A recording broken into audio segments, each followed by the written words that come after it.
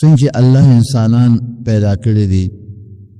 جنات او پیریان پیدا کړی دي، او د ځمکې مخلوق دارنګ په دریاب کې دلنا کبان او میان، دارنګ الله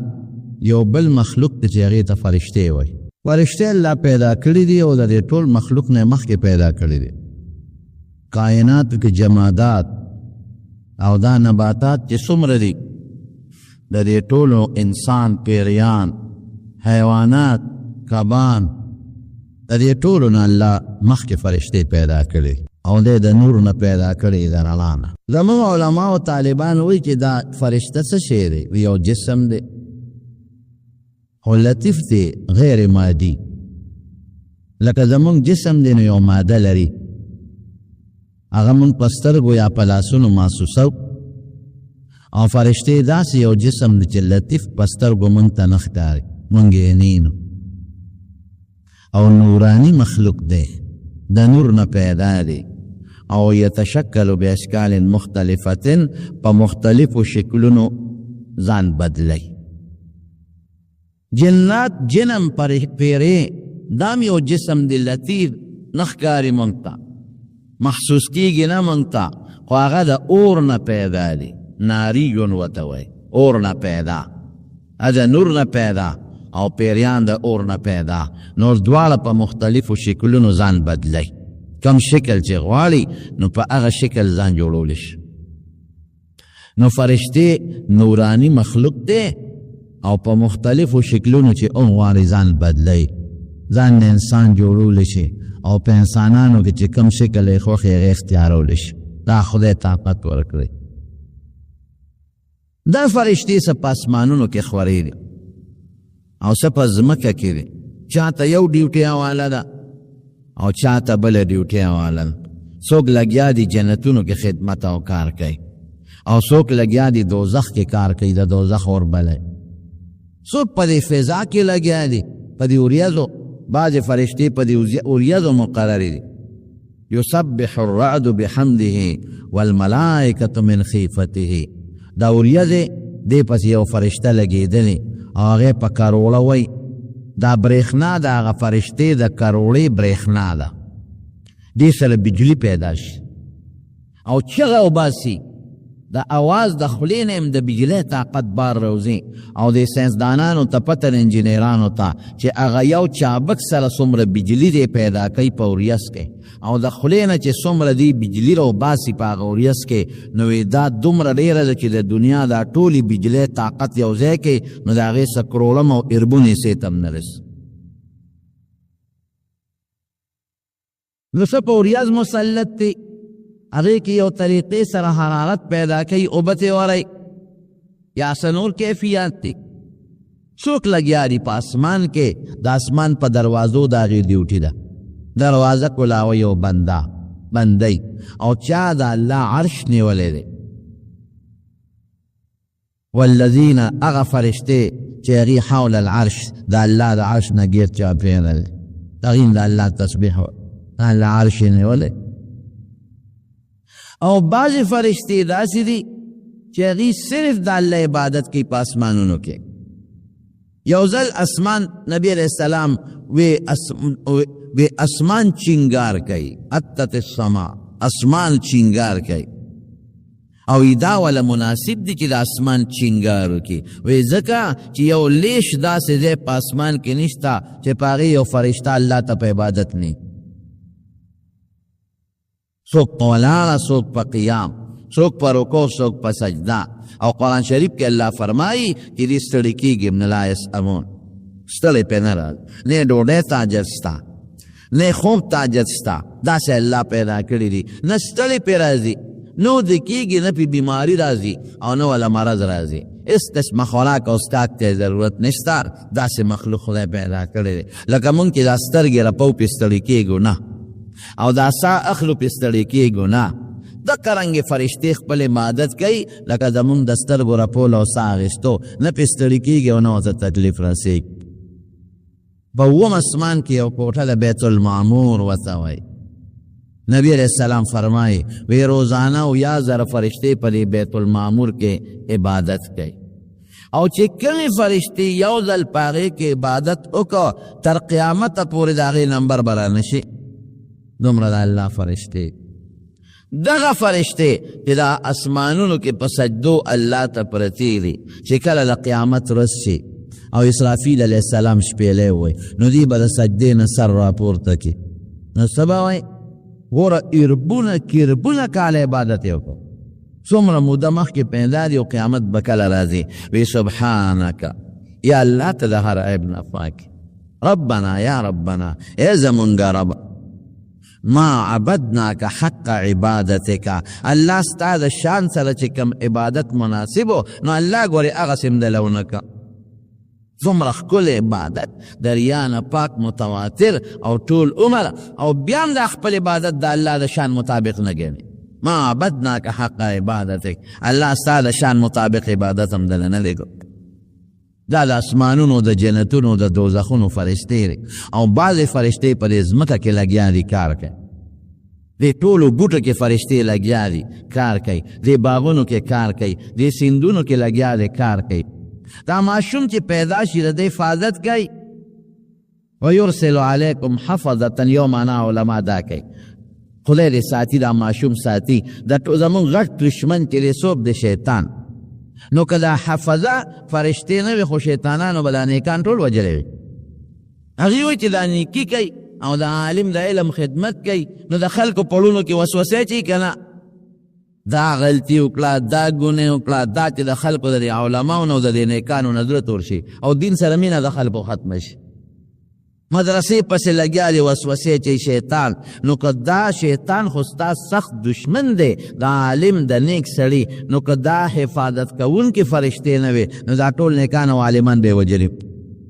نو خدای پاک د هغې فرشتو په ذریعه حفاظت کوي او د حفظتن یو بله معنا علما کوي چې زمونږ د اعمالو حفاظت کوي څنګه کرام الکاتبین ورته وایي فی طرف ته په دیوګه ناستې دي او دغه فرشتې ستا نیکۍ لیکي او ګس طرف ته چې کومې فرشتې ناستې دي دا ستا ګناهونه لیکي زمونږ د اعمالو حفاظت کې ځان سره محفوظ کوي کرام الکاتبین او دونه د انسان سره مینه د مونږ سره ولا خدای مینه پیدا کړې ده او نیکۍ سره ولا خدای مینه پیدا کړې ده الله په حکم لګیا دي لیکل کوي چې مونږ یو نیکي وکړو دلته ځان سره ولیکي دا نیکي او چې ګناه وکړو نو چې دا ګس طرف ته فرشته کله قلم راوالي او لیکل کوي نو د اخي طرف والا ورته وي صبر ورته وکړه ملیکه که توبه وباسي نو که توبه وویسته خو بس ختمه شوې نه لیکي او که توبه ونه ویسته نو هغه بیا لیکي د اخي طرف والا مشر دی دی امیر دی وی صبر ورته لږ بیا وکړه که توبه وباسي نو که د بیا توبه وویسته خو ختم او که بیا ونه ویسته بیا لیکي وی یاره لږ صبر نورم ورته وکړه که توبه وباسي نو چې څه وخت تېر شي او توبه ونه ویسته وی زه اوس یې وله ولیکه دومره په موږ رحم دی دا کرام الکاتبین جدا فرشتې دي د مور په ګېډه کې ماشوم جوړېږي هلته جدا فرشتې لګیا دي کار کوي دا الله پوره نظام چلیږي ماشوم ته الله القاص کوي زړه ته او دې ماشوم کې لګیا دي تربیت دا ټول د فرشتو نظام دی چلیږي باران سره فرشتې اوریس کې فرشتې کائناتو کې فرشتې او د خدای دونه مخلوق ته چې د هغې څه انتها نشته او د شمېر نه زیاتې دي دا فرشتې څوک په باران مقرر دي او څوک په اوریځ او په طوفان او په زول مقرر دي او څوک د انسان په مرګ مقرر دي دا مرګ چې چاته لیوټیا والا د هغه ته اسرائیل وایي حضرت اسرائیل علیه السلام دی په خپله هم ساګانې وباسي او د سره ګڼ شمېر لښکر په اربونو کربونو فرشتې دي هغه چا پسې یو لیږي چا پسې بل ځان له خپل یو سیکرټریټ دی او یو خپل نظام یې لکه دلته کې زمونږ د محکمې تعلیم ځان له نظام یو سیکرټري وي مشر وي او یو وزیري او لاندې سیکرټریټ کې خپل ملازمین کار کوي یا محکمه زراعت شو یا بله محکمه د پولیس د انتظامیې شوه هغوی خپل کار کوي څوک اپریشن والا دي او څوک لګیا دي دا انویسټیګیشن والا دي څوک بله ډیوټي څوک بله ډیوټي د کرنګې الله هم دقه ډیوټۍ مقرر کړي دي د مرګ متعلق ټول د ټولو نه مشر چې کوم لویه فرشته د اسرائیل علیه السلام هغه له ځان له خپل نظام ورکړی دی بلا فرشتې چا نه په یو فرشته سوباسي چا نه په بل د روحونو اندراج وغیره دا ټول دوی کوي حضرت میکائیل علیه السلام سره د باران او د دې وریځو اختیارات الله هغې نګران اختیار ګوره ټول الله سره دی د دې په ذریعه لګیا دی دا ډیوټي کوي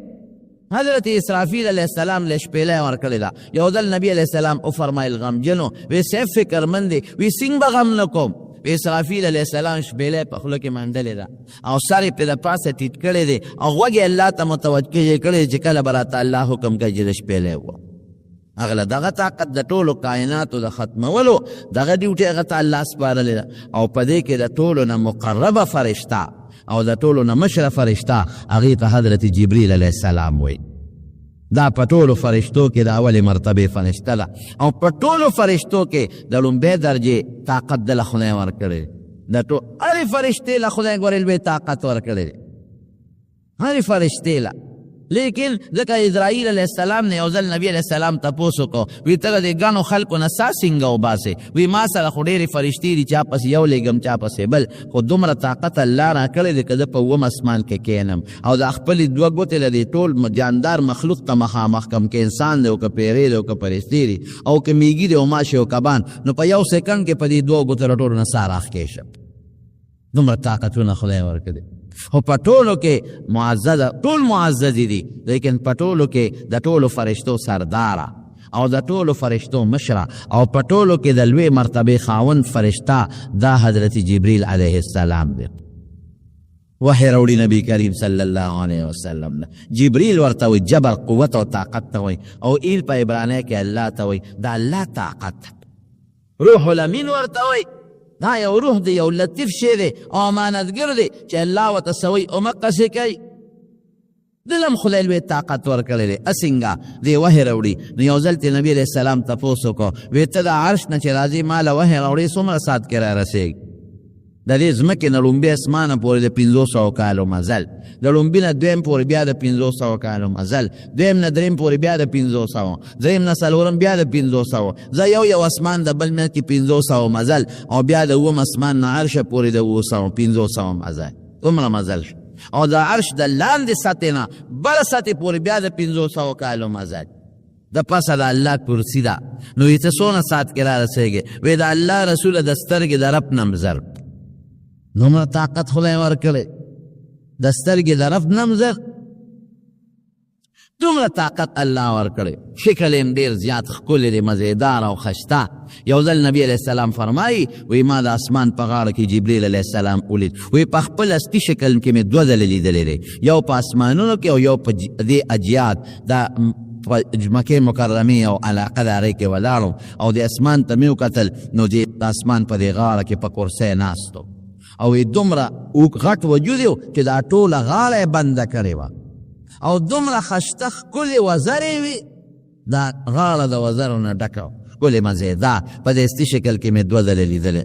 دی وحی راوړي د الله نه یې راوړي او نبي علیه السلام ته یې پیش کوي. غار حرا کې لومبی وحی ده راوړلی ده. نبی علیه السلام به غار حرا ته تپ او هلته به یې د الله عبادت کو. یو میاشت مسلم شریف کې راځي جاورت شهرا بحرا، یو میاشت مې په غار حرا کې مجاوره کړې ده، ځان لواله مې کړې ده الله ته. هلته به لګیاو د دین ابراهیمي متعلق او یا به الله په خوبونو کې د عبادت چل ورته خو او د الله په ذات کې تصورات او د هغې غار حرا جبل نور کې بره غر دی، د هغې له بیت الله شریف کاري. هلته لګیا یې د الله عبادت کوي او ځان سره به یې ستوان وړل، توخه به یې وړله، اوبه به یې وړلې او چې کله به ورسره ورځ به پرې تېرې شوې نو حضرت خدیجه رضی الله عنها بیبي و دې به ورپسې وړلې. نو یو ځل په دې غار کې ناست وم، دې کې جبریل علیه السلام راغی د انسان په شکل او ملګري ورسره. نو د پیغمبر علیه السلام سینه مبارکه وشتوله شق صدر ورته دا زړه مبارک یې تېره وویسته او د زمزم په اوبو یې وله ووینځه او دې زړه کې یو تور غوندې غوټی هغې ته یې وغورځوله. وی دا د انسان زړه کې د شیطان د ناستې جالی چې دا خو ته ختمه کو او بیا دا زړه چې صفا کو نو یو خانه کو او په هغه خانه کې ایمان او حکمت او علم د هغې نه ډکو. هغې د پیغمبر علیه السلام په رګونو کې ورواچو او سینې والا بند کړه. دا شق صدر 3 ځله خو علماء اتفاق کړی دی چې شوی دی، اوس 4 ځله یاد دی. بیا یو غیبي تله راغله جلال الدین سیوطی رحمت الله علیه په خصائص کبرا کې لیکلی نو اتله کې یو طرف ته زو درولم بل طرف ته بل سړی ودراو دوه ځلې کو زه پې درون شوم بیا دوه کسان تل په تله کې ما سره بیا پې زه درون شوم بیا بل طرف ته درې کړل بیا یو بیا زیاته لس شو بیا زه درون بیا شل کړل بیا زه درون بیا دېرش کړل اخره کې سلو ته خبره ورسېده یو طرف ته چابلی کې سل بل خوا زه بیا هم زه درون یو فرشته دی بل ته وایي بس ده سره خلک متله دله خدای دومره مرتبه ورکړې ده که دا ټول مخلوق په دې چابلي کې ورسره واچې نو دی به پې درونې دی ورته خپله مرتبه ښوله نبي علیه السلام ته د هغې نه پسې ورته د قرآن شریف آیات اقرأ لوله نبي علیه السلام ډېر لوی هیبت راغلی ناشنام دی دومره فرشتیم دی غرم دی د جبریل علیه السلام ملاقات هم دی نو په هیبت راغی ما انا بقارئ زه خو لوستل نشم کول نو ځان ته یې را ترغاړه باسه جبریل علیه السلام چې دا خپل قوت ملکی وصف دا په نبی علیه السلام کې وردننه کې ځان ته یې زور یې ورکړ یا ورته اقرأ وی ما انا بقارئ نشم لوستلی هیبت پې راغی هیبت بیا ځان ته دوباره را ترغاړه باس او بیا وی اقرأ لولا بی نشم لوستلی نو په دریم ځلې بیا ځان ته را ترغاړه بسته او زور یې ورکړ نو شاه عبدالعزیز رحمت الله علیه د پیر او د مرید په منځ کې څلورو نسبتونو قایل څلور نسبتونه هغه اوږده دي درته زه دلته تفصیل نه کوم یو ته نسبت انعکاسي وی لکه شیشې ته چې سړی مخامخ ودرېږي او دا خپل شکل ورته ښکاري نو که دا شیشې ته ودرېږي خو شکل به ښکاري او که د شیشې نه لر شي بیا به ورته ځان نه ښکاري لکه سړی یو نیک سړي له لاړ او هغه سره په مجلس کې کېناسته نو د هغه دا شکل ورته ښکاري دې دغې وخت کې په سوچ کې چې یاره زه هم داسې نیک شوې ما هم داسې عبادت وکړې خو دا پوټېلی نسبت دې نمبر ته نسبت القایي وایي لکه یو سړي دکاندار له لاړ او ډیوې یوړې ما ته پکې تیل واچوه او تیل پکې واچوي دا خو لږ پایداري د شیشې د هغه فوټو په نسبت شیشې هغه خو چې تودرېږي وي به چې تیخ ماشین نه وي دا القایي دی دلې تیل درکړي یو ورځ به په کار کېږي اوس که ته تکړی نو بار بار زه تیل ته اچوه نو ډیوه به دې برابري او که نه بیا لا نړې نو به ډیوه به مړه پاتې شي داسې مثال دی لکه یو عالم له یا یو نیک سړي له لاړې او د مسلې تپوس دې وکړه یا بیعت دې ورسره وکړه نو اوس به بار بار ولځې د عالم له به ځې دا مسایل به ته زده کې یا د نیک سړي له دا بیعت او وظایف به ته بار بار وی نو فایده به درکوي او که دې په دا منځ کې بند کړل لکه ډیوه کې چې تیل نه شي دریم ته وایي نسبت اصلاحي وایي ادا دی چې د عالم په دې خپل شاګرد پوره محنت وکړي او چې کوم علم دله خدای ورکړي هغه لی ورکړي یا د پیر په دې خپل مرید پوره محنت وکړي او د دله پوره خلافت ورکړي چې دا بس ته اوس خلیفه شوې یا د یو غټ نیر نه یو رکوټې نیر سړی راوباسي او څلورم نسبت اتحادي ورته وایي ادا چې پیر څنګه او مرید مقصې لکه علما لیکي چې د حضرت ابوبکر صدیق د نبي علیه السلام سره نسبت اتحادي نو وی دا جبریل علیه السلام چې لومبې راغی او ملاقات وشو وی دا هغه نسبت انعکاسي دی او چې زور یې ورکوله نو وی دا هغه نسبت القائی شو او چې دویم زور ورکوي وی دا هغه نسبت اصلاحي شو او چې څلورم زور ورکوي نو دا هغه نسبت اتحادي شو اتحاد بالملکیت ورکوه دا زورونه درې ځله ورکړل او بیا ورته دا آیتونه ووایي اقرأ باسم ربک الذي خلق الانسان من علق اقرأ وربك الأكرم الذي علم بالقلم علم الإنسان ما لم يعلم او لاړ جبريل عليه السلام په نبي عليه السلام تبراله دغه درې ځلې ولا زور ورکړ د خپل بشریت نه ملکیت ته انتقال راغی هغه وصف ته د جبريل عليه السلام ملاقات ځان لواله او د دنیا فرشته نو طبيعي خوف په پیغمبر راځي فلما ذهب عن ابراهيم الروح قرآن شریف کې الله فرمای او فرشتي چې را لوط علیه السلام عذاب له ابراهيم علیه السلام ولسخه لال کا هغه ګوتې نو لوي فخاف في نفسه خيفة څنګه موسی یا موسی علیه السلام باندې چې یاره د مار نه راغله دا طبیعي خوف په انسان راځي نو کور ته لاړ نو بیبي خدیجه رضی الله تعالی عنها ته وی زملوني په ما صادر واچه تبا پیرا خیر هغه قصه درته نه کو د جبريل علیه السلام خبره مې وکړه چې لومبی وحی اقرأ باسم ربک الذي جبريل علیه السلام راوړ درې کاله پس نبی علیه السلام فرمایي وی دې دریو کالو کې وحی بنده وه وی زه به تلم کله وی داسې شوق وحی ته شوق و چې بیا به کله فرشته راځي وی داسې به تنګ شم چې ما وی د دې غر نه ځان رارغړم نو جبريل علیه السلام به راله اواز راکړه یا محمد اے محمد صلی اللہ علیہ وسلم انک رسول اللہ حقا تدخلی رشتون پیغمبر اکبری وانا جبریل او جبریل بیا چې بکه وجود به مې سم شو بیا به مې وی چې خود تنگ بشم میزان د غر نه راغلم بیا به یې واز راکه فلان کیا ته ګورې د خدای رسول او زه جبریل دې سره مې تسلي شو نو 3 کاله پس بیا وی روانم په لاره نو جبریل علیه السلام مې ولید او مکه چې غار حرا کې راغلی جالس علی کرسی بین السماء والارض په کرسی ناست و د ځمکې او د اسمان پر میاس کې نو فرغبت منه ته ویرېدم بیا ویرېدم نو کور ته لاړم نو بیبي ته یې زملونی په ما څادر واچوې ځان یې بیا تبه پې بیا راله نو جبریل علیه السلام دروازې له راورسېد نو اواز یې ورکړ یا ایها المدثر قوم اے څادر اغوستونکي زه اوس پاسه بس خوب او ناسته اوس دې وخت کې ستا ختم شي استراحت له وکې اوس بکې دعوت الله خلکو له دعوت ورکړه هم پاسه خلق اویرا و زما دا عذابنا او زما تکبیر و ربک فکبر زما لوی خلقو تا بیان کا دا آیتنا نازل ش و سیابک فطهر و رد فهجر لا لیکی بیا ورقه ابن نوفل نم بی بی خدیجی بوتلی دی چو علی و طویلی ورقه ابن نوفل پی جندلی دی علی اغل پخوانو کتابون ملاو چې علی وی هذا الناموس الذي نزل الله على موسی وی دا تاسو چې کوم کس راغی په غار حرا کې دا هغه فرشته و چې په موسی علیه السلام به نازلېدله نو جبریل علیه السلام یو کار خو وحی راوړل دی دی مین ډیوټي ده د الله له طرف نه وحی راوړي نبي علیه السلام له خو لیکن په خپله خوښه نه راځي یو ځل ډېره موده پس راغی نبي علیه السلام ته نو علیه السلام ورته وی ته خو ډېر لیر فالې وی ما نتنزل الا بامر ربک وی د خدای له حکم نه رب سترګې مونږ دغه نشو کولی چې الله وی زه نو در اعظم او چې الله ایک حکم نه کړی بې د خدای د حکم نه مونږ نشو راتلی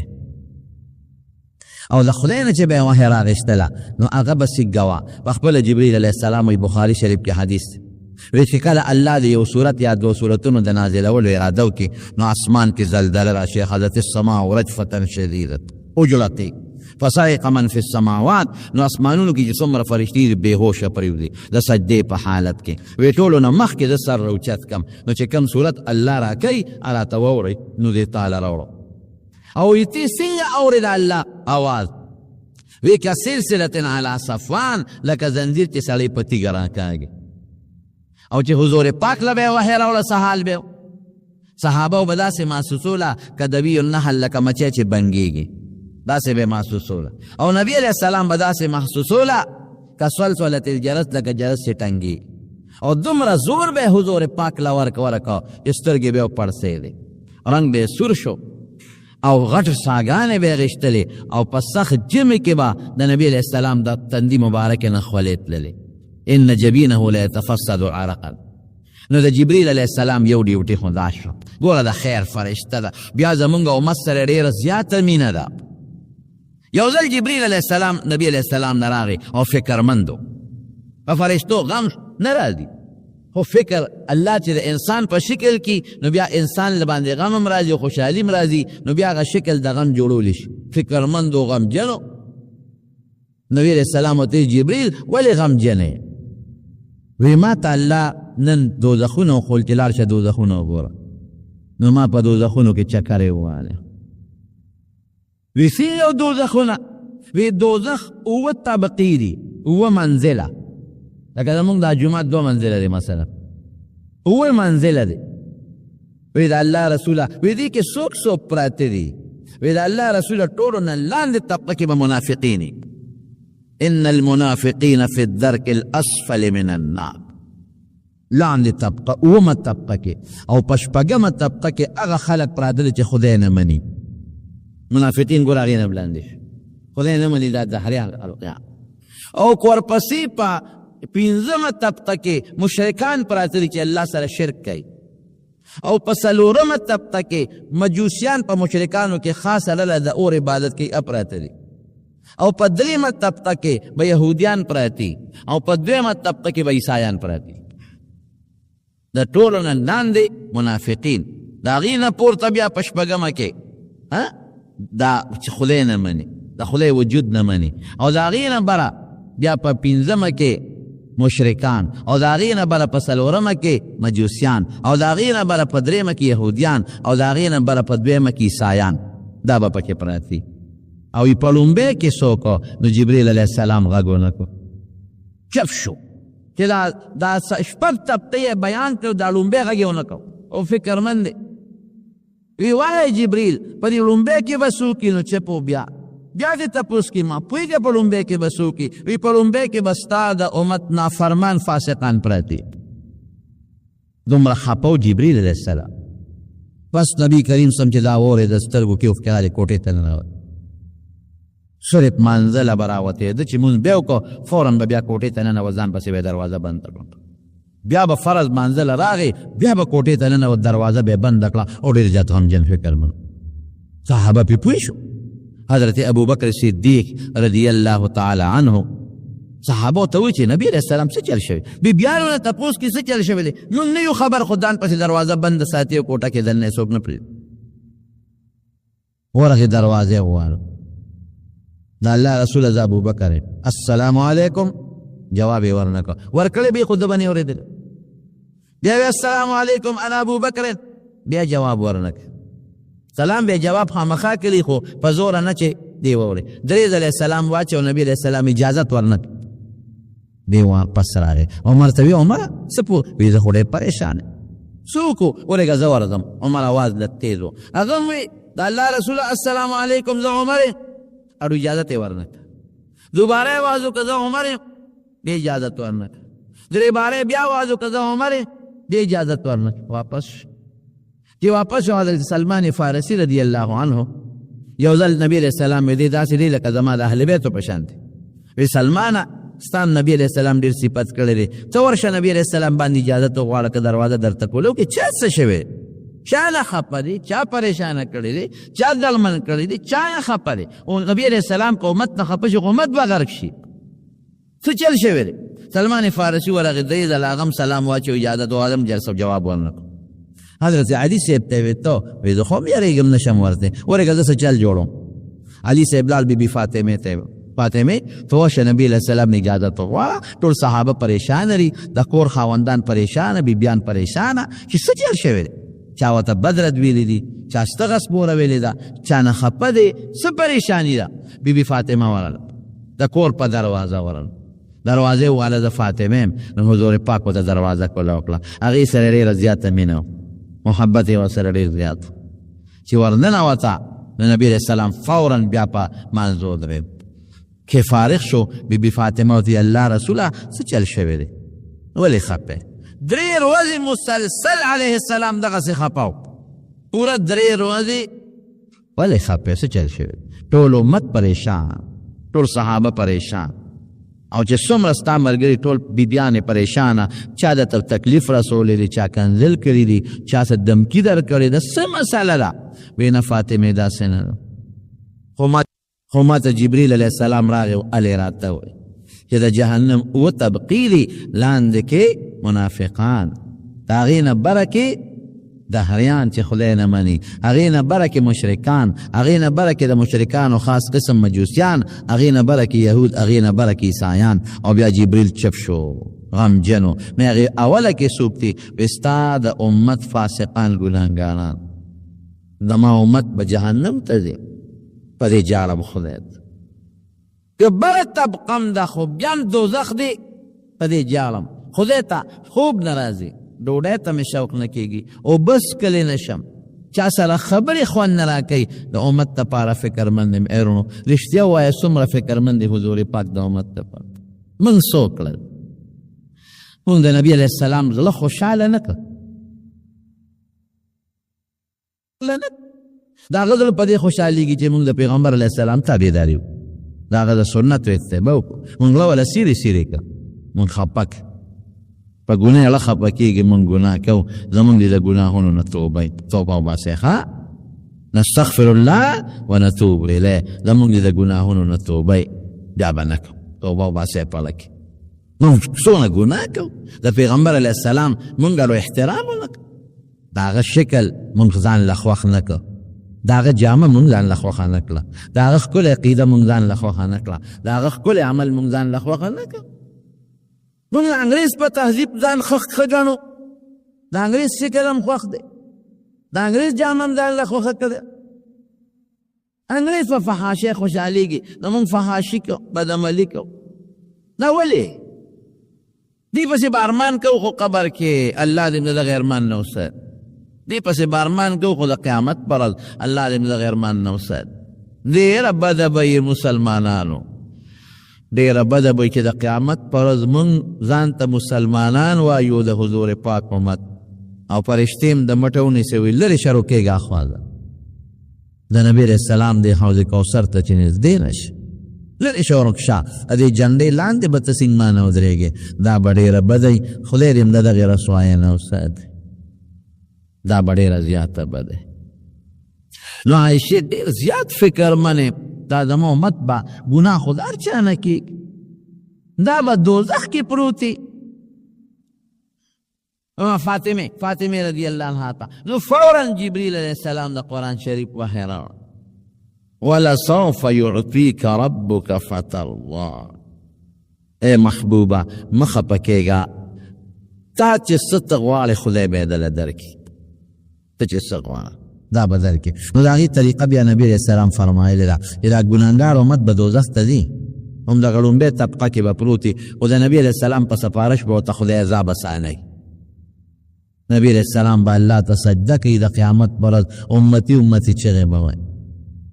دا دنیا دا یویختی برانبر سجدہ. نو اللہ بوی خدا ورشا چه دون گناہون کری دو باسا، اگا با پی جندلی کی گیا باو باسی، بیا با سفارش کی وی دو دامو باسا، بیا با سفارش کی وی خدا دون گناہ کری دامو باسا، بیا با سفارش کی زکی دمرا نیکی کری دامو باسا. اخیرہ کی یعنی سب پیغمبر علیہ السلام سفارش کی او سب خدای اوی خلق العذاب مور کی بلانگارو لا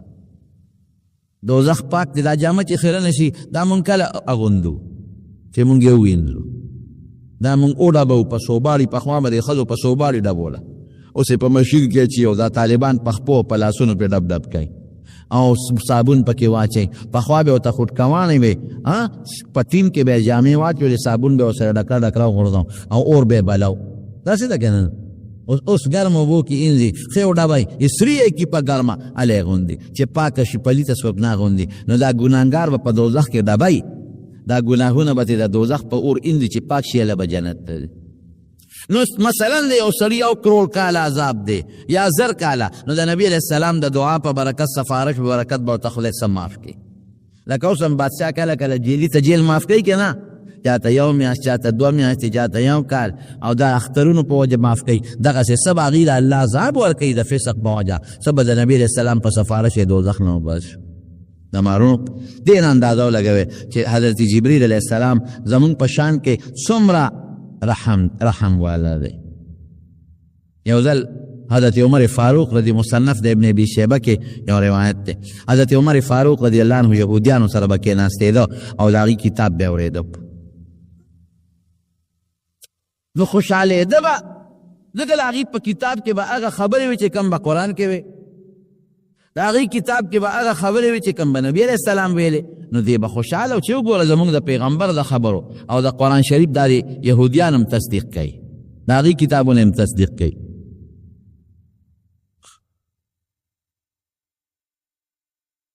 الحمدللہ. نو یوزل حضرت عمر صاحب دا یهودو نتپوشو ای رشتی اوایا زمان دا پیغمبر رشتون پیغمبر دیو کرنے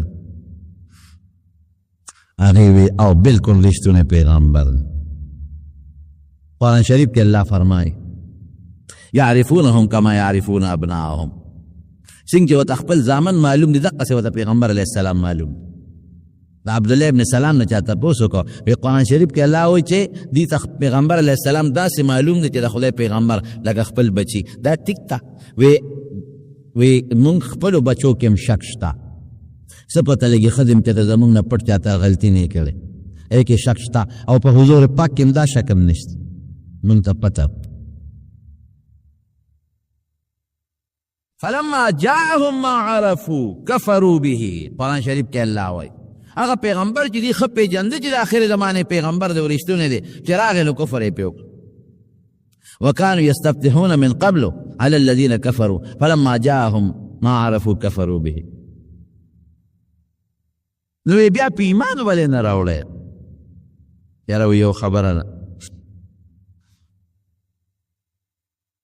وی چې هر کله دې پیژنې چې د خدای رښتونی پیغمبر دی نو بیا په ایمان ولې نه راوړی؟ او ته څه وایي یهودیان یاره وایي چې دا کومه وحی دله راوړي که نه نو دا ولې یو فرشته راوړي چې د هغه نوم جبریل دی او زمونږ او د هغه دشمني ده. وی څه دشمني ده؟ وی ټول عمر چې مونږ غر کړي یو د جبریل علیه السلام غر کړي یو. جبریل علیه السلام باندې خدای د عذاب دپاره هم ډېر عذابونه قومونه له خدای په ده ورکړي. دا طاقت هم د لوط علیه السلام غونډ کلو ته یو کلي نو غونډ کلي دي هغې ته یې وزر علم کو اوچت یې که او ولاړ یې راوغورځو. دومره طاقت هم خدای ورکړي. په بعضې قومونو به یو چغه وواله او چې چغه به یې وواله نو هلاک به شو. داسې طاقت هم خدای پاک ورکړی دی. نو یهودیان وایي چې دا خو زمونږ دشمن دی دشمن. عمر صاحب ورته څه وایي عجیبه خبره یې ورته وکړه. وی دا خو منئ چې د خدای فرشته وی دوست هم پکې کم دی. وی میکایل علیه السلام هم دوست دی. وی ولې؟ وی ګوره بارانونه را باندې کوي هواګانې را باندې چلی او دوی خو عذابونه نازلوي د سره هم نه لګي. وی دا تپوس نه کوم چې د دوی مقام کوم ځای دی؟ عمر صاحب ورته وایي وی مقام؟ وی جبریل د الله د عرش نه ښي طرف ته دی او میکایل ګس طرف ته دی او دا دواړه هم د یو بل دشمنان دي. یو مونږ سره ښه کوي بل بد کوي. عمر صاحب ورته وایي ای ظالمانو چې د خدای غاړې ته یو دواړه ولاړ دي یو غاړې ته او بلې غاړې ته نو دا به د خدای په حکم چلیږي که د خدای د حکم خلاف به او بیا دواړه یو خوا دی بل خوا نو دواړه یو بل سره سکه مخالفت او دشمني وای. دا خو د خدای په حکم نازلیږي خو یو د خدای د غضب دپاره مقرر کړی دی چې څوک د الله نافرماني کړي او پسې لیږي او بل خدای باد و باران باندې مقرر کړی دی. باد و باران کې کله خیر کله پکې شر. نو او حضرت عمر صاحب ورته څه وایي هغه ورته یو خبره وکړه من کان عدوا لجبریل وی که څوک د جبریل دشمنانی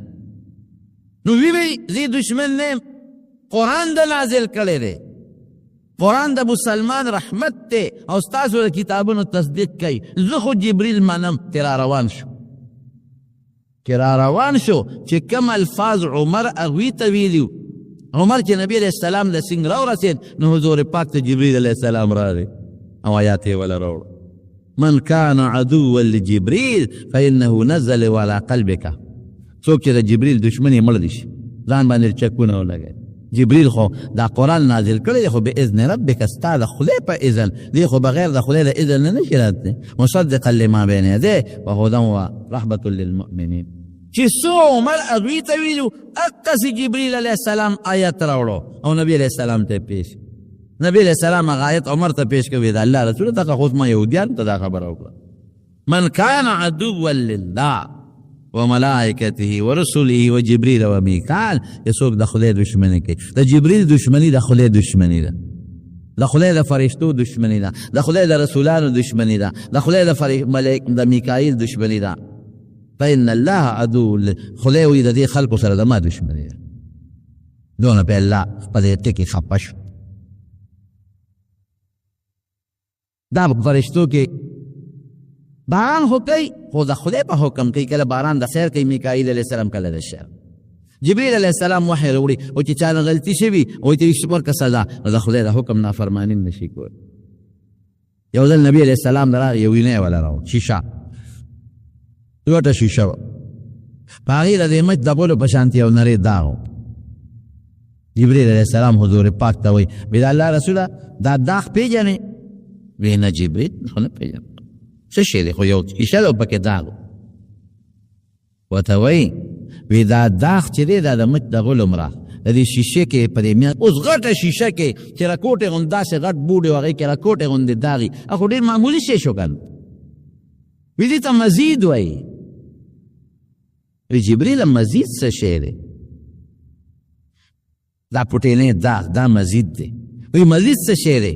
وی دا چې کله خدای پیدا کو وی ما ته الله وی چې زه ورشه جبریل په دې کې چکر یې ولګوه او د دې اول او اخر معلوم کړه. یو روایت کې 1000 کاله دی او بل کې 1000 دی. وی او یا زر کاله مې پکې چکرې ولګولې کله یو خو جبریل غوندې تیز رفتاره او یا زر کاله مې پکې چکرې ولګولې یو خوا بل خوا خو د دې مزید د دې پوټیني داغ انتها ته ونه رسېدی شم دا نه اخره پورې سر ته ونه رسېدم چې دا به کوم ځای خلاصېږي نو چې دا پوټې داغ دومره لوی دی نو ټول جنت به څونه وي وګوره دا غونډه شیشه د جنت مثال دا پوټې داغ د مزید نو جبریل دی مزید کې دي څه وی دا هغه ځای دی چې الله به د خپلو بندګانو سره په جنت کې پکې ملاقات کوي دا هغه ځای جنتونه چې خدای پیدا کړل وی جبریل ورشه دا جنتونه وګوره نو چې ورغی او واپس راغی وی څنګه وی الله ډېر ښه او ډېر مزېدار وی څوک به وردن نشي الله که چام واورېدل هېڅوک به بار پاتې نشي او دې کې به داخلېږي ځکه هر قسمه خوشحالۍ پکې نو بیا د جنت نه ګیر چاپېره دا عبادات ته وکړل جهاد روژه منځ زکات نیکۍ وی زه توس ورشه وګوره چې بیا ورغې وی الله ډېر څیزونه سخت ګیر چاپېره ته وچو یارېږم چې څوک به پکې وردن نه نشي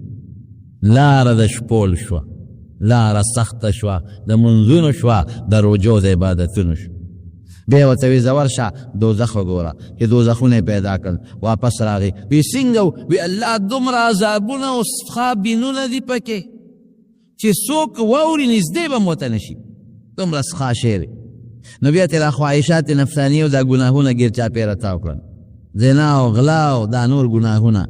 غیبت چې سړي له خوند ورکوي او دا وی زه ورشه اوس که نه او الله وی ګیر چاپېره ډېر ښایسته ښکلي ښکلي څیزونه ظاهر کې جاذب څیزونه دي هرې ته تو کړي دي یارېږم چې څوک بمبار پاتې نه شي ټول به پکې ور داخل شي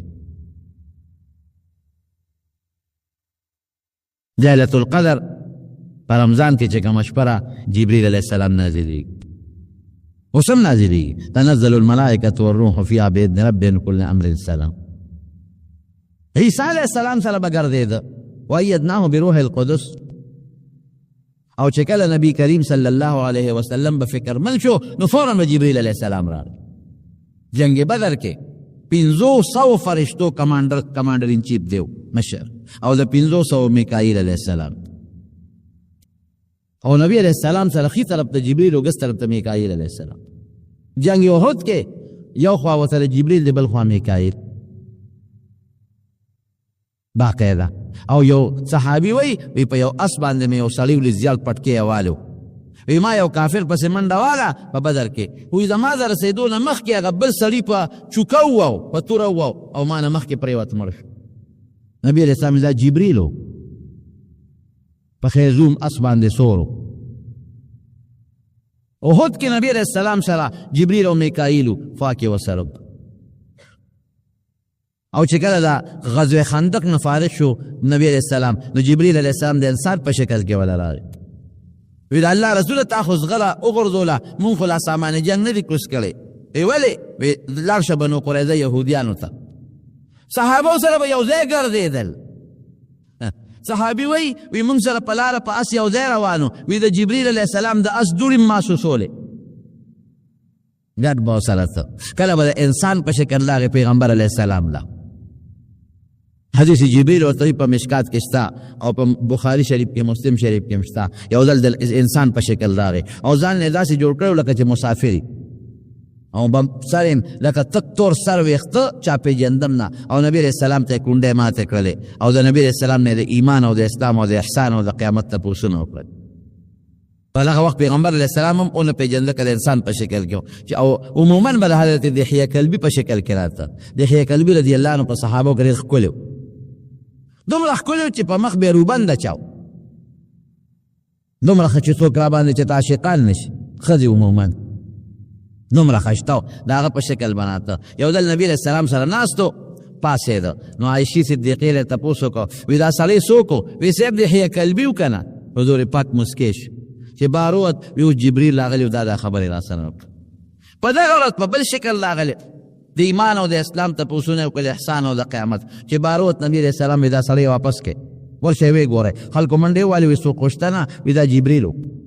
معنی د ایمان او د اسلام او د احسان او د قیامت دا نخو تپوسونه کول تاسو ته اورونه کوله تاسو یې پویولې د حضور پاک د وفات په وخت کې بیبي عایشه وی دی راغله ملک الموت ورسره سلام یې واچو وی د الله رسوله ملک الموت راغلی سلام اچوي وعلیکم السلام اجازت غواړي وی اجازت ته وڅ چې داخل شو ملک الموت الله رسوله زه خو الله را لېږلی تعالی اختیار درکوي دنیا کې د ژوند خو وخت که آخرت نو نبی علیه السلام جبریل علیه السلام ته وکتل حضور پاک وی زما دوه وزیران په ځمکه کې دي دوه په اسمان کې په ځمکه کې مې دوه وزیران حضرت ابوبکر او حضرت عمر دي رضی الله عنهما او د اسمان دوه وزیران دا یو حضرت جبریل دی او یو حضرت میکائیل دی علیهم السلام نو هغه ته داسې د مشورې په توګه وکتل چې جبریل څنګه وکم او ته تعالی خو خدای پاک اختیار درکړه د الله رسوله و ان الله یتشوق الی لقائه خدای ستا ملاقات ته شوق کړي اوس دی خو خپله وی امضي امرک نو سیوطي سے فضائل سے کبرا کې یو حدیث دی کې وی بس د نن نه پس به د وحی په حیثیت د وحی د وروړو په حیثیت دنیا ته نور نه راځم بس دا د ماخري وخت اسې خو راځي لیلة القدر کې تنزل الملائكة والروح فيها بإذن ربهم من كل أمر سلام یا حتی مطلع الفجر و دا وحی پر وړلو په حیث بس د ماخري ځل دی بس او عجیبه خبره ده اوهو چې کله علیه السلام وفات شو کنه نو حضرت فاطمی رضی الله عنها جلل نو په جلا کې یو ټکی وای ګوره دونه د جبریل او د نبی علیه السلام هغه تعلق دی وی لا جبریل ننعا وی بابا می وفات شو جبریل نه به د هغه د مرګ خبر ورکړو ستا ملګری ده د هغه نزدېکت نو فرشتې خو ډېرې له خدای پاک ټولې فرشتې د ګناه نه پاکې دي او د الله په حکم کارونه کوي او د خدای د حکم نه رب د سترګې خلاف نشي کول او خدای هر چا له خپله ډیوټي ورکړې ده خو په ټولو فرشتو کې د لوی درجې فرشته دا حضرت جبریل علیه السلام ده او په مسلمان خصوصي رحم دی خصوصي کرم او خصوصي رحم او ټولې فرشتې الله د خیر لپاره نازلې کړي دي ولیکن چې یو اندام خوږ شي او کینسر شي بیا به پرې کېږي بیا پرې کولو کې پیدا ده بیا خلک ډاکټر له فیس هم ورکوي د ډاکټر خوشامند هم کوي چې د الله سره نه پرې کا او چې تی پرې کړي نو د ډاکټر خو صفتونه هم کوي حالانکې داسې دې پرې کا ولې هغه ته پتې چې د ډاکټر صفت کوم فیس ورکوم دی چې دا یو لاس خو پرې شو نور وجود به مې بچي دا قرانګې کم خلک چې ګنده شو کافران شو جبریل علیه السلام په سبب الله عذاب ورکړي دا کینسر والا دی دا الله کار د حکمت د زمونږ د دین ټول قرآن جبریل علیه السلام راوړی ټول قرآن جبریل علیه السلام راوړی او د احادیثو کې هم لوی عیسی زمونږ د دین د جبریل علیه السلام ده ان المنافقین لفی الدرک الاسفل من النار په دوزخ کې چې کم لاندې طبقه ده د ټولو نه خطرناک جیل چې کم جیل کې د دې دوزخیانو وینې خوټ کېږي دا به تې بیګیل ته به ځي د دوزخیانو نوونه قیګان غل متیازې دا به بیګي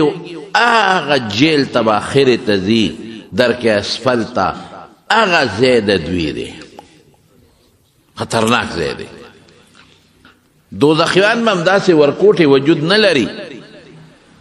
غټ وجود به وي یو موقع کې رسول الله صلی الله علیه وسلم او فرمایل وی د دوزخی وجود به 70 ذراعا او یا گزه ډبل وی صرف د سرمن به دونه پیړی کانه جلدو 70 ذراعا سرمن به او یا گزه ډبل پیړه وی او درسه مثل احد غاخ د احد د غر عمره ده او چې کم ځای کې کینی د ناس د ځای مقعده ما بین مکه و جده د مکې او د جدې مینس کې 48 پاخه میلونه او تقریبا 80 کیلومتر مزل دی 80 کیلومتر کې به صرف ناسته کوي ولې ځکه د دوزخ خو ډېر خطرناک عذاب دی د اور نو چې دا خوند یې وسکي کراکوټې وجود وي په یو لوخړه به ختم شوی وي یو سک سره به ختم شوی وي او خدای ختمی نه چې عذاب نو چې دومره غټ وجودی د دې نه به څونه نوونه بیږي سونه به تیره کوټې او دسماتې غول او سونه به تې متیازې بیږي سونه به تې قیقان بیږي او سونه به تې وینې بیږي دا ټول بلان دي د دوزخ په ویښ کې به خوټ کېږي به دا به خوټ کېږي او دقه جیل کې چې دا څخه بین او نوونه او قیګانې او غولونه دي په دې کې به منافقین پراته دا د رسول الله مبارک زمانه کې وو الله وی ومن الناس من يقول آمنا بالله وباليوم الآخر مخ الله منو بالکل منو د آخرت ورځ منو مخ انکار نه دی کړی او الله منو الله رب منو بل رب نه منو او الله قرآن شریف کې څه فرمایي الله وی دوکه درکوي دروغ درته وی اذا لقوا الذين آمنوا قالوا آمنا تاسو چې څنګه ایمان دی هغه سره وړلی دی همغسې زمونږ ایمان دی ستاسو پیغمبر منو ستاسو قرآن منو و اذا لقوا الذین کفروا چې کله هغه خپلو ملګرو سره الی شیاطینهم خپلو ملګرو سره میلو شي څنګه دی اذا چې تاسو لراشي قالوا آمنا و اذا خلوا الی شیاطینهم چې هغې سره ځان لشي مجلس کې ځان لپټو قالوا انا معكم تاسو سره انما نحن مستهزئون دا خو د مسلمانانو پر ټوک ټقالې کوي ملنډې کوي ټقالې موږ ستاسو ملګري یو د بل چا ملګري نه یو تاسو سره یو دا خو دې سره چې ټوکې ټقالې کوي چې زه مسلمان یم مونځ ورسره کوم هسې ګپ شپ ورسره ولګوم الله فرمایي قرآن شریف کې دروغ وی وما هم بمؤمنین مؤمنان نه دي دروغ وی الله یستهزئ بهم الله وی دی لبه د دې ټوکو ملنډو سزا ورکوم پرېږدم نه ورکوم ویمدهم فی طغیانهم یعمهون او خوله وله نه سپینومه د ګناه نه پاکوم د توبې توفیق نه ورکوم د توبې توفیق د نیکو توفیق نه ورکوم ښې سرکشه کوم پرې چې ښه سرکشي وکړي ښه ګناه وکړي اخرت کې ورسره راکاږم بیا به ګوره قول فعل کې تضاد دی په خوله یو په زړه بل دا منافقین دی به د رسول الله مبارک سره جهاد لم تلل باقاعده مونځ به یې کو میټینګ کې به ناستو میټینګ کې د احد متعلق چې کله رسول الله صلی الله علیه وسلم صحابو سره میټینګ کو چې د مکې نه کافران را روان دي او په ډېر لوی زور و شور کې را روان دي او ډېره لویه وسله ده ورسره ښځې بچي هم ځان سره را په مخه کړي دي چې د دې ښځو د غیرته به نه تښتو د بچو د غیرته به نه تښتو نو رسول الله مبارک دقه هلته صحابو سره میټینګ وکړو د ټولو منافقینو مشر عبدالله ابن ابی پکې ناست دی بعضې صحابه وي موزه صاحب مدینه کې به مقابله کوي دلته به راشي مایوسه به ځي او که راننوتل زمونږ کوڅو ته مونږ به ورسره په کوڅو کې جنګ وکړو زمونږ ښځې بچي به د کوټو نه په کاڼو په دیوالونو نه ویشتل به پې وکړي عبدالله ابن ابی هم دغه ری وه او بعضې صحابه وایي نه الله رسوله دا خو غټه بېغیرتي ده چې دوی زمونږ په کورونو کې را دننه شي او زمونږ کوڅو کې را سره جنګ کوي وضو والا میدان ته رسول الله مبارک د 1000 کسانو سره ووت او چې میدان ته نږدې شو عبدالله ابن ابی د 300 منافقینو سره د پیغمبر میدان پرېښود او واپس راغی وی زما خبره ونه منلې شو زه څه کوم ځان خو نه وجنم دی ځان ته مسلمان وی منځ کوي او بیا ځي جهادونو له یو جهاد کې عبدالله ابن ابی دی ملګري دي ورسره رسول الله مبارک دی د یو مهاجر بانډیسی او د یو مدینه د باشنده د انصارو یو بل سره لږه توتو میمې وشو توتو میمې څنګه وشو هغه په دې وشو چې یو انصاري ورغی او هغه ځان له اوبو ته اوبه کمې وې او څاروي ډېر وو یو کوي په غاړه یو بندی واچوله ځان له اوبه ډکولې مهاجر ورغی هغه دغه وکړل دا هغې کې خپل اوښ ورپرېښود چې پکې سیراب شي هغه ته یې لرې که دا خپل اوښ دی چې اوښ هغه نه لرکو اوښه چې نه لرکو دی ورغی هغه بندی خلاصه کړه اوبه ټولې لاړې بس هغه کوته کوچت که دلی سر له راوبره د انسواري له چې راوی براو هغه چغې کړې یا للانصارو راشئ ویې واله جګړه جوړه شوه مهاجر چغې کړې یا للمهاجرین ای مهاجرینو راشئ جګړه جوړه ده دی خوا مهاجر شو ځکه مهاجر ورته آواز وکړو دی خوا انصار شو انصاري ورته آواز وکړو چې رسول الله مبارک د آواز واورې ډېر خفه شو ما بالو دعوه الجاهلیه دا خو د جاهلیت چغې تاسو واخئ قوم چې قوم سره قومي ودرېږي دا خو د جاهلیت چغه ده دا زما قوم دی که دا بل ښه دی که بد دی د خپل قوم سره که ښه کوي بد کوي ودرېږم دا نشته په شریعت کې دا نشته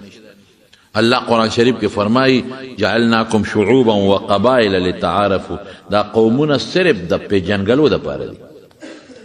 چې د پښتون یم چې زه په پیژنګلو زما راځي د پنجاب یم چې زما په پیژنګلو راځي په پښتنو کې یوسف زیم یا په پښتنو کې د پلانکي قوم والیم پلانکي قوم والیم چې صرف زما پیژنګلو پې راځي ان اکرمکم عند الله اتقاکم په قومیت د خدای نزدېکت نشته د الله نزدېکت په پرهیزګارۍ دی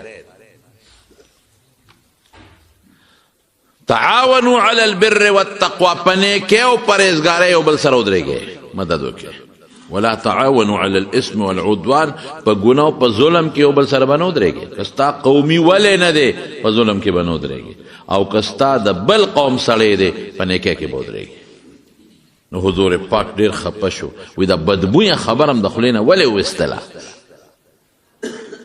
یو یې کړل عبدالله ابن ابی خو موقع موندله چې مسلمان کې اختلاف په څنګه پیدا کېږي زه به کله د دې نه پیدا اخلم نو چې هغه ته چا وي راشه انصاري یې و او که نه ما خو درته ویلي و چې دا مه پرېږدی که نه په خپل بار نه راوستل او یو ډېر سپک لفظ استعمال که ډېر سپک لفظ استعمال که هغه زما د وینا نه دی چې دی تاسو ته وویم او دی ووی لئن رجعنا الى المدینة لیخرجن الاعز منها الاذل که مدینې ته مونږ واپس شو د جهاد نه او سفر نه نو مونږ عزتمن خلک یو عزتمن د مدینې خلک دا ذلیله به وباسو دا مهاجر عیاذا بالله زید ابن ارقم وایي چې دا خبره مې واورېده لاړم رسول الله مبارک ته مې الله رسول عبدالله ابن ابی خو دا وایي که مدینې ته واپس شو نو موږ د عزتمن به دا ذلیله وباسو دا مهاجر تاسو ته خو صاحب ذلیله وایي او فیصله وکړه چې وباسو به لیکن رسول الله مبارک خو بیا جوړه وکړه خبره ختمه شوه د مایوسه شو چې ما څه کول هسه چې جوړه خو بیا شوه عبدالله ابن ابی راوغوښته وایي دلته راشه وایي تا څه ویلي وی صاحب ما څه ویلي دي وی تا دا ویلي دي که موږ مدینې ته لاړو نو موږ د عزتمن به دا ذلیله وباسو وی قسم دې که مې ویلي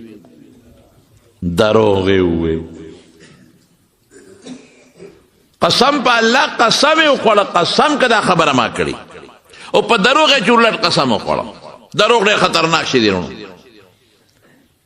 دروغ انتهایی لوی جرم دی د مسلمان دپاره کافر خو نه وای منافقین وای کافران هم ځان ساتي مسلمان له د دروغونو لوی جرم بل نشته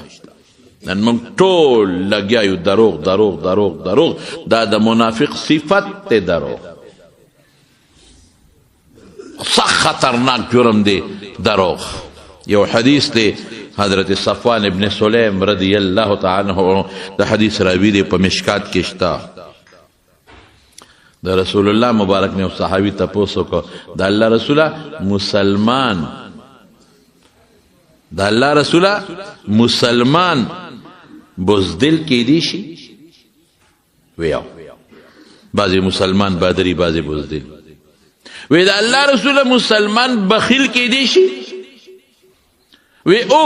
مسلمان بخیلم کې دی شي بعضی بسخی وی بعضی بخیلی وی دا اللہ رسول مسلمان دروغجن کی دی شي وی نا مسلمان دروغجن نشي کی مشکات شریف کې صفوان ابن سلیم رضی اللہ عنہ پر روایت دا حدیث پروت مسلمان دروغجن نشي کېدی چې دې دروغ وی دا سوچه مسلمان نه دی دا جوټه دی دا د اسلام چې کومه کامله دایره د هغې نه بار پروت دی